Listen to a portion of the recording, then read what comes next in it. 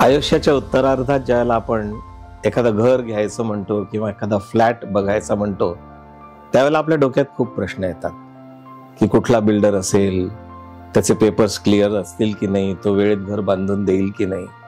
आणि हा शोध ज्यावेळेला सुरू झाला त्यावेळेला माझ्या एका मित्राने मला एक नाव सुचवलं की तू असं कर, संदीप अंजनकरांकडे जा आणि त्यांचं स्वप्नशिल्प डेव्हलपर्स म्हणून त्यांचं प्रोजेक्ट आहे आणि ते एक प्रोजेक्ट करतात आहे लक्ष्मीनगरामध्ये, जे आहे उषक्काल मालती या नावाने.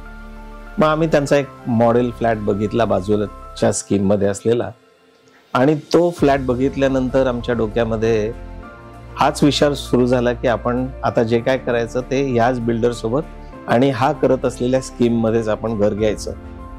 मग त्यांना आम्ही विचारलं की किती पिरियड लागेल. त्यांनी आम्हाला एक स्टिप्युलेटेड पिरियड दिला आणि त्या पिरियडमध्ये त्यांच्या संकल्पनेप्रमाणे थोडं आधीच त्यांनी आम्हाला कम्प्लिशनच्या जवळपास आणलं आणि आम्हाला हे घर, हा फ्लॅट दिला आणि आमचं स्वप्नशिल्प आम्ही उभं केलं.